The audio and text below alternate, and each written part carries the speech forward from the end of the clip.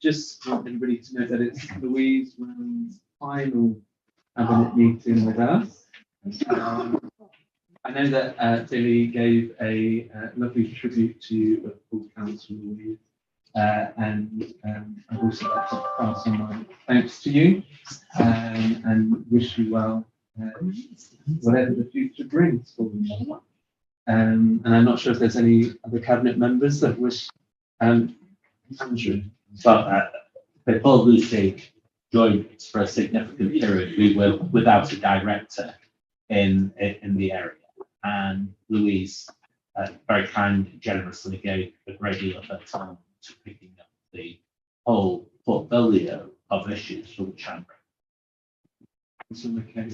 And I'd like to say, Lisa, that during my time as chair of standards and general focus, Louise was the principal officer and had to steer us through some somewhat tricky issues. And she was a consummate professional, and she was always there, very calm, giving professional advice, and that's right. Thank you very much. Councillor Alan Brittle. Yes, I had the pleasure of being on the appointments panel. We said yes to Louise, and I thought that having done that and accepted her into the position that when it came to complaints about me, she might side with me. But she was very good, she was very fair, and she was very polite at all times. Thank you very much for your fairness. Councillor Fraser. Thank you. I'd just like to endorse all of what's been said, apart from what Stephen just said. But no, I found you, I've sat on many panels and I found you very understanding, knowledgeable, and you cope with everything without any blushes or anything. No one would know that you're thinking probably behind, but you've been very fair and you will be. Councillor Cooper Martin. Yeah, I just wanted to thank Louise for her time here in Merton as well, but I also wish her well in whatever else she does. So thank you very much. Can I just say I feel left out? I just want you to know I'm very grateful for everything you've done. You've done great work, sterling job with the authorities. So super and very best wishes for your future. I do love you too. Yeah. Ditto. So that's unanimous. Thank you very much. So just before we move to the formal agenda, I just want to welcome Theo and Matthew, who are in the audience of Cabinet today. They are on work experience this week, and it's very good to see, always good to see young people in the audience taking an interest in politics and how the borough is run. So thank you for attending tonight. So we'll move to apologies for absence, and we have Dan Jones is absent, but there are officers here who will be speaking on these items. So moving to declarations of pecuniary interest, are there any? No. Okay, and then minutes of the previous meeting, are they agreed? Brilliant. Okay, so we'll move to item 4, which is review of building control service and proposed increase to charges. Councillor Judge. Well, this has 3 recommendations. 2 of them are noting recommendations, and one is to approve an increase to building control fees as set out in the report and detailed in the appendix. The Building Control Service deals with a range of functions aimed at securing the health, safety, welfare, and convenience of people in and around buildings and structures, and receives applications for internal changes to buildings to ensure structural integrity. A good building control service makes the difference to the quality of the built environment. It ensures minimum standards are met and buildings are safe and well designed. As the fees for the chargeable parts of the service have not been increased for 4 years, there is a need to increase them, we contend, by 15% to ensure they cover costs and are broadly in line with other London boroughs. A review has also been undertaken to include a new draft structure for the service, a review of building surveyor job descriptions and roles, and to assist in the new structure and to create a new post of admin office to assist in the efficient charging and collection of income. And it's also included the appointment of 2 new building surveyor trainees for a period of 3 years, at no cost to the council other than expenses and away days for the team. Team morale has improved due to the changes being made, and away days and market share are now also increasing due to the positive external impression of changes made and the slightly increased capacity. And it's intended to build upon this, almost literally. And market share has now increased from 32% in March to 43% in April and May. And we operate the Building Control Service under statutory functions of the Building Act 1984, where we have a duty to carry the Act into execution in different areas. And it's a function of local authorities to enforce building regulations in their area. Now, we are in competition for much of the work with the private sector. Householders or developers have to pay to submit planning applications, but it's also necessary to pay to submit a building control application or notice. And since 2009, local authority building control teams have been in competition with private organisations in the form of approved inspectors introduced to provide an alternative to using a local authority service. So the option is to use either the council's building control team or to make use of a private approved inspector. And this has resulted in the past in an increasingly reduced amount of income for the building control service, with its market share slowly reducing over the years. The result is that income targets were not being met. Yet we still have to conduct a large amount of work, which is not income bearing, relating to various functions of the building control service. So it matters that the team dwindled because of lost market share in the area where we received an income. Necessary, we had to carry out this review with a view to building up the team. But it is now improving, and that is the good news. And we have to look at the future of the team, and taking on 2 trainees is very welcome part of that.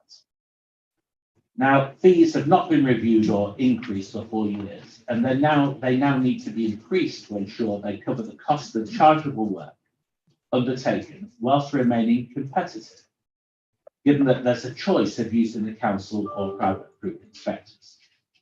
We're not permitted to make a profit, and it's expected that the building control service will be cost neutral.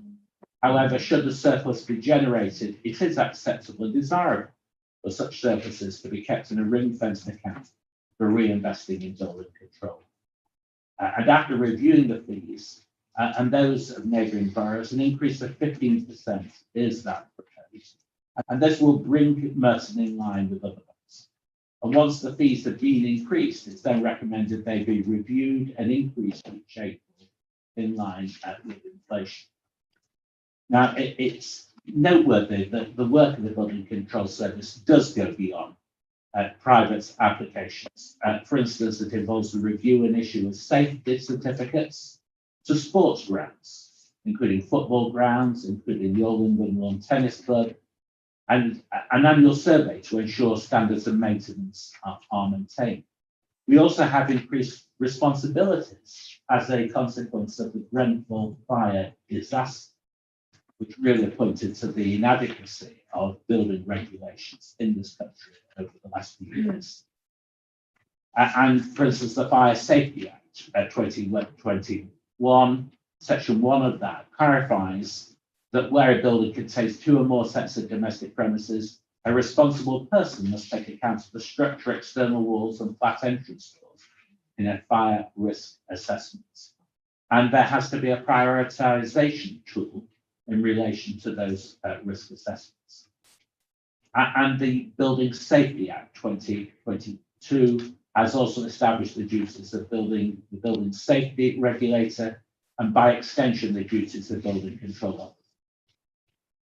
And the building safety regulator and our officers will be given powers to enforce the statutory requirements and take enforcement action against those who break.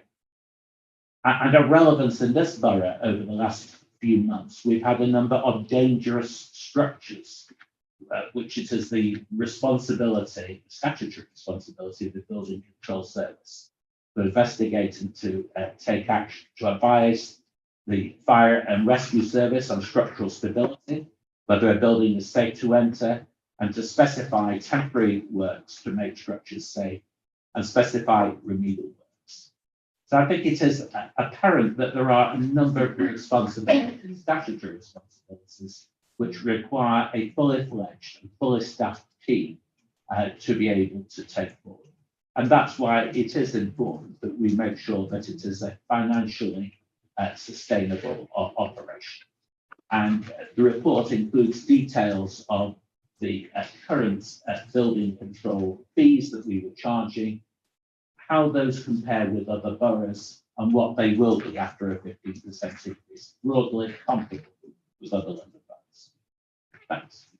Thank you, Councillor Jones. And Lucy, No. any questions? No? Okay, so we're being asked to agree recommendations A to C.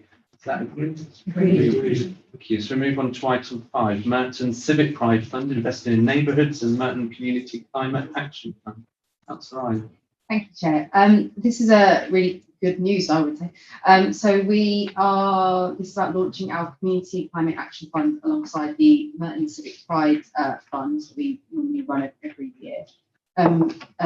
Colleagues will remember we had put aside an extra £2 million towards fighting climate change within the borough, and part of that money has been put aside to launch this fund.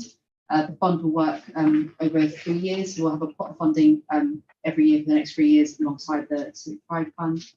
And it will focus specifically on community-led grassroots projects that focus on tackling climate change, adaptation around climate change, and we'll focus on the 4 areas that are within our climate action plan around buildings and energy, green economy, transport, and green Merton.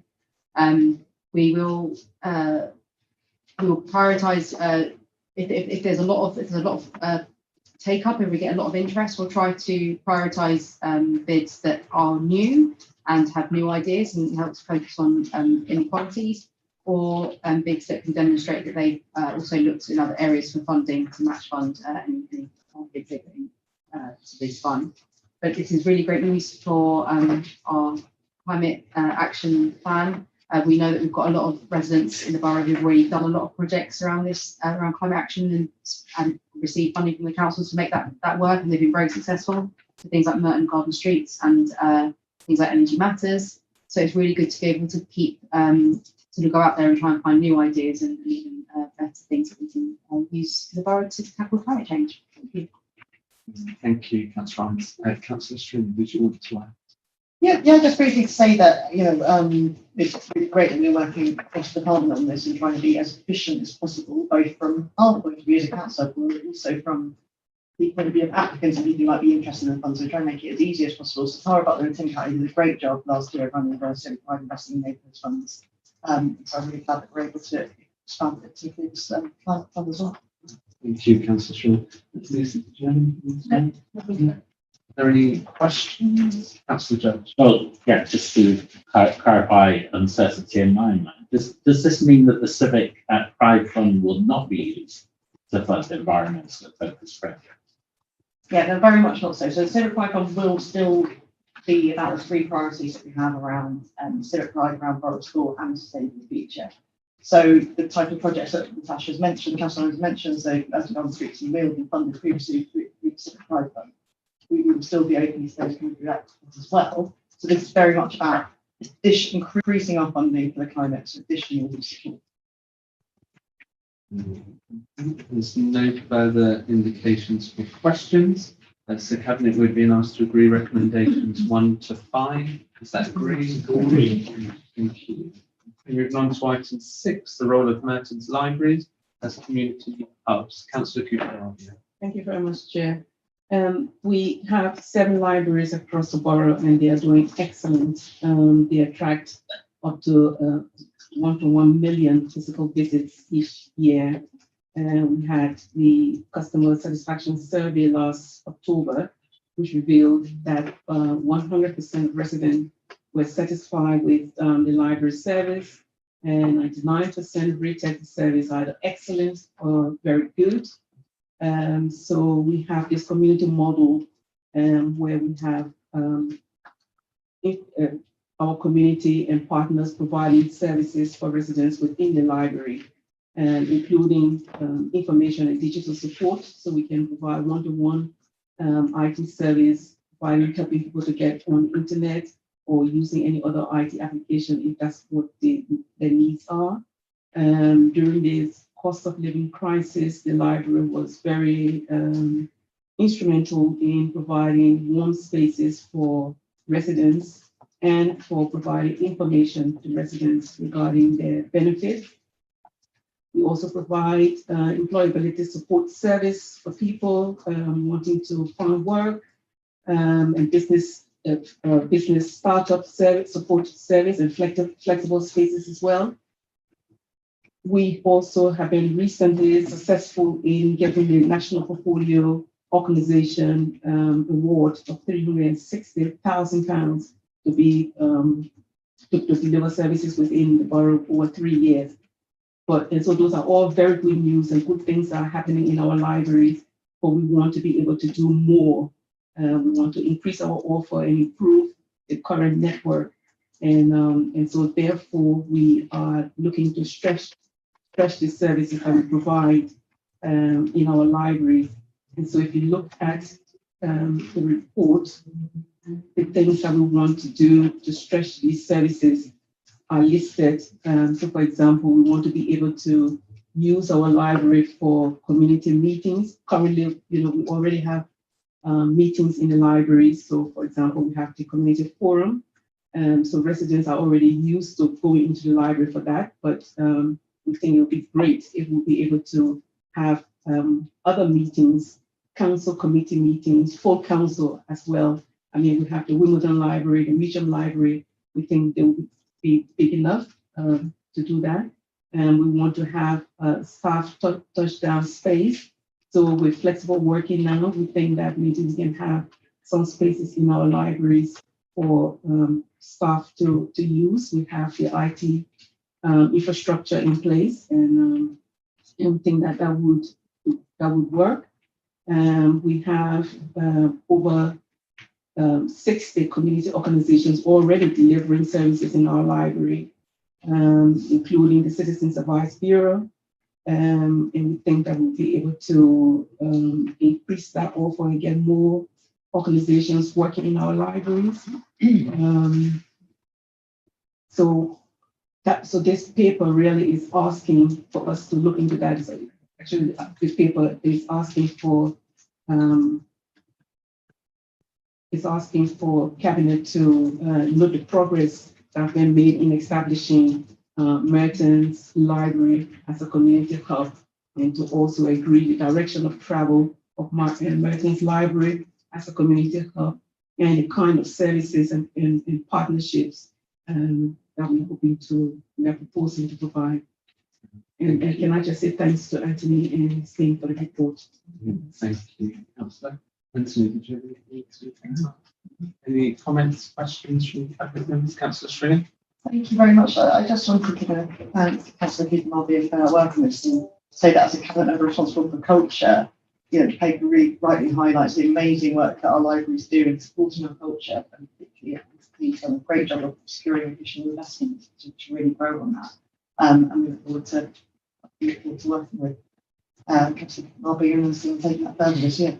Brilliant. Thank you, Councillor Stringham. And I would just like to add my thanks to the library team, to Anthony, but also to the 750 volunteers that work across our 7 libraries and make it such a success, and actually a service that we can all really be proud of. And the direction of travel around stretching those services and increasing co-location and really embedding and realising the ambition around community hubs is most welcome, and I think it would be hugely successful. So thank you, Anthony, to your team. So there's no more questions or comments. We move to the recommendations, and that's to agree recommendations A and B. Are they agreed? Agreed. Thank you. So moving to item 7, private sector housing assistance policy. Councillor Judd. The recommendation here is to approve the adoption of publication of housing assistance policy. The council has a statutory responsibility to award disabled fertility and provide a service in that regard. And this means tested grants are awarded to enable people with disabilities to have adaptations installed in their homes to improve access to and around those homes. The maximum grant is 30,000 per person set by legislation. We've also had introduced powers for local housing authorities to provide discretionary financial assistance for vulnerable and elderly residents to carry out essential repairs and home improvements, to keep their home environment safe and to provide advice. And the assistance may take the form of a grant loan, equity release, or practical method of assistance, but we need a policy to support the exercise of that discretion. Now, the council receives an annual grant from the government to fund these services. And in 23-24, the income available is 1.452 million. And the purpose of the DFG grant is to provide that support. The overall aim of the policy is to address the needs of elderly, disabled and vulnerable residents, where adaptations can improve accessibility of the accommodation and improve health and well-being of disabled persons in homes that do not currently meet their needs. The discretionary provisions of the policy enable the council to provide assistance to applicants who are unable to meet their contribution requirements, where a mandatory grant may be awarded but would be insufficient to meet the needs of the applicants. The key focus of the discretionary policy provisions will be to support the plan objectives in relation to the priorities aimed at reduction in delayed discharges from hospital and avoidance of admission to hospital or residential care. So it's focused on those areas. And surface areas that would assist in addressing these priorities include hoarding support to enable discharge, dementia support and having the use of a handyman service, deep clean services to enable safe return to property by patients, relocation assistance, and energy efficiency and warm services to enable hospital discharge. So the key significant value discretionary grants proposed are a discretionary top-up funding of £15,000, relocation assistance grant of £15,000, and energy efficiency prevention grants of £8,000. The total estimated discretionary spend will be £775,000. The ongoing underspend and the reserves acquired are expected to be significantly in excess of the increased spend and likely to result from this additional discretionary spend.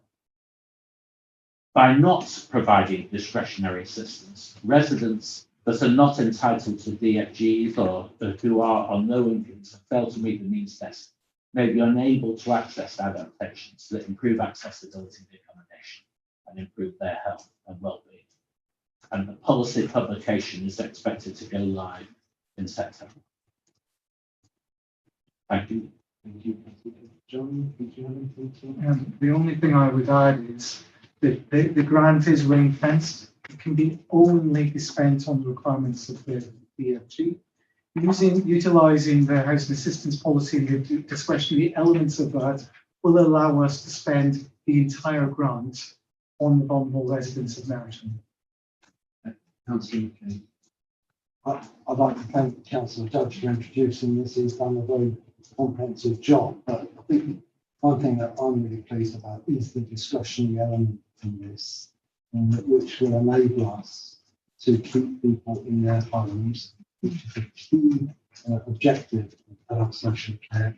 People are much better off living at home, they'll live longer, they'll be happier, and of course, they won't spend as much on the adult social care budget, but most importantly is that we provide assistance to keep it to their as long as possible, so that they can enjoy their lives in their childhood. Thank you. Are there any comments or questions from cabinet? Okay, so we being asked to agree recommendation A, is that agreed? Agreed. Okay, so moving on to item 8, a modernised approach to engaging residents. Councillor Stream.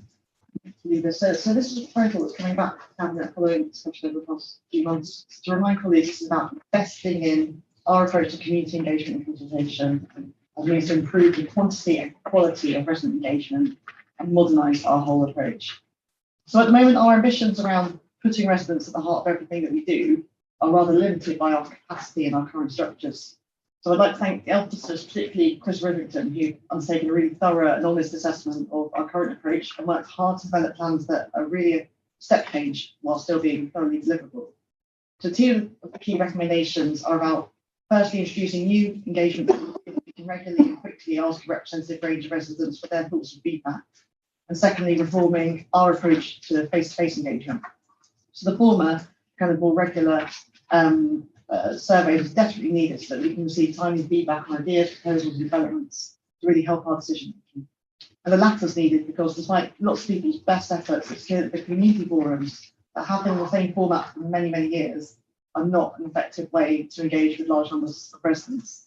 Despite attempts to improve advertising, most only have regularly around a dozen regular attendees. So we think that putting on more attractive and engaging events, often focused on a particular issue, across the borough will attract a much wider range of residents. So other recommendations include also improving how the council works with residents associations, both formal and informal, so that they have real power and can communicate easily with the council about any ideas. Brilliant, thank you, Councillor Stringer. Polly, any questions or comments? Councillor Cooper. Thank you very much, Councillor Stringer, for your report. And yeah, I agree with that whole concept of changing how we engage with residents. I was just wondering, how has the discussion gone so far, and what feedback have we had? Yeah, so we've been going around the community forum talking to them about the plans, and what's come across really clearly is everyone kind of aligning with the vision and recognising that we need to do more and recognising current community forums aren't fulfilling their aims at all. There is some were kind of keen to continue in their own way, and that's clearly part of the plan, as we've said. If local residents and local councillors do want to continue with forum style meetings, they will be kind of supported to do that. It just won't be the main kind of formal remit which the council uses for engagement. Thank you. Any other question? Councillor Fraser. Thank you very much, Chair, and thank you, Councillor Stringer, for your report. Just want to answer another question. How have we developed the plans to make sure that we hear from a wide range of residents, particularly our younger and older? Thank you, Councillor Fraser. So yes, so we have developed the plans. So we were initially looking at moving fully away from using in-person surveys, which we currently commission every 2 years, to replace them with more frequent digital surveys. And while we're confident that digital tools can be representative and they bring huge additional benefit in terms of cost and speed, we have decided to keep in the traditional surveys as well to make sure that we are hearing from residents of all ages and all technical abilities and have that kind of regular kind of baseline that we can compare to. Thank you, Councillor Stringer. There's no further indications, so we're being asked to agree recommendations A and B. Is that agreed? Agreed. Thank you. So we move to item 9, which is the draft policy, diversity and inclusion strategy. Councillor Stringer. Me again, but thank you, Lee. Firstly, I'd like to say that while I do have the political lead responsibility for equalities, we're very clear as an administration that supporting equality, diversity and inclusion is everyone's job. And this is very much the approach that we're trying to take as a whole council. So this item is about starting a consultation on proposed equality, diversity and inclusion strategy with the draft strategy appended.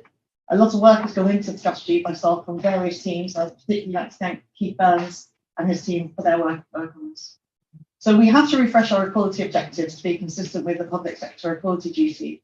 But this is about much more than that. And as you'll see from the draft, this is about how we fulfill 4 really wide-ranging objectives that we're setting out, namely tackling poverty and the structural differences in social circumstances, promoting community engagement to empower our residents and improve our understanding of their issues, promoting a safe, healthy and cohesive borough where communities get on together, and fourthly, and importantly, improving our evidence base to inform our decision making. So one important proposal in the strategy is that we are looking at extending our attention beyond the 9 protected characteristics that are named in the Act to include other groups who we know from evidence do face additional barriers to inclusion, namely single parents, care experienced young people, armed forces veterans, and those from low socioeconomic backgrounds. So I'm really looking forward to us consulting widely on the strategy over the coming months, and we'll then be updating the strategy and presenting it to full council in November. Thank you, Councillor Schmidt. Jane, do you have anything to add? Are there any questions or comments? Councillor Kenny. Thank you for that. How are we going to ensure that the consultation will be able to hear from as many residents as possible? Thank you, Councillor Kenny. And yeah, following on neatly from the last item, it's really, really important to us that this is a genuine consultation. So while this is a draft strategy that we put time into, that we're all proud of and committed to, we want to give people as much time as possible to respond.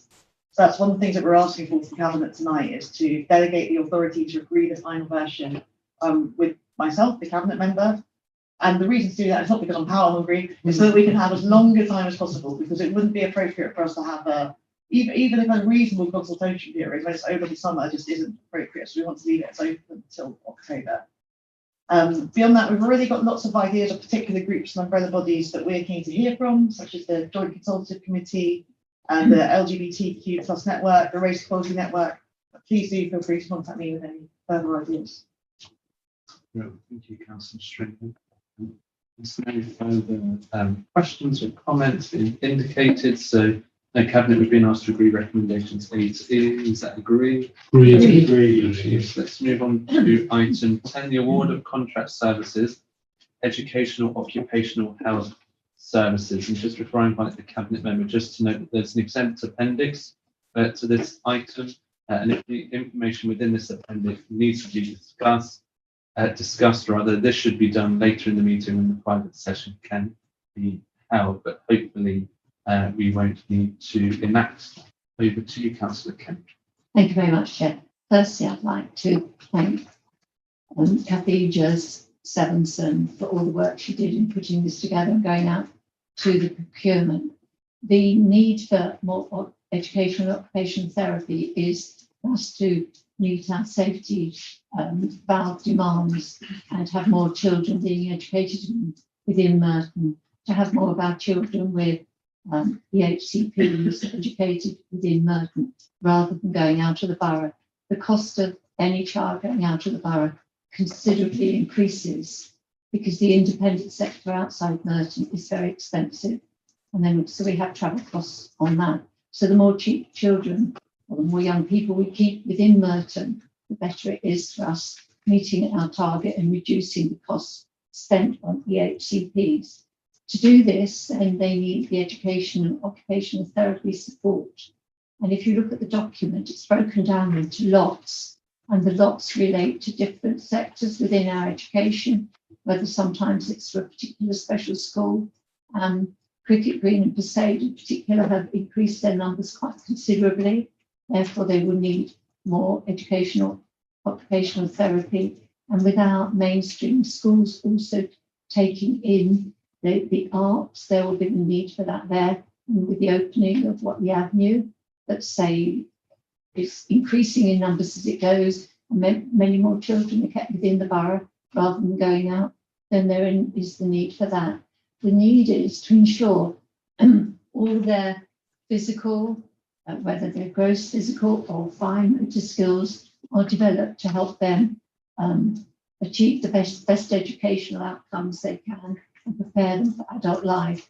So this does cost money. It is a 4-year plus 2-year plan, and it is a big factor in helping achieve our aim in reducing our costs within the safety valve, and the funding comes from the designated school grant and will be provided. So we've gone out to bids, and the bids are broken down into lots so that no potential provider is mentioned. And we've got, I think it is 2 submissions for lot 1 and then 3 submissions for lot 2 to 5. I think that sums it up. It's essential that we do this for the benefit of our children and the benefit of our budgets. Thank you, Councillor Kenny. James, do you have anything to add? I think just to reiterate, Chair, it's part of our plan to have all of our children educated in provision that we're developing. So that really is about expanding our therapy provision to meet the needs of those children in expanded classes.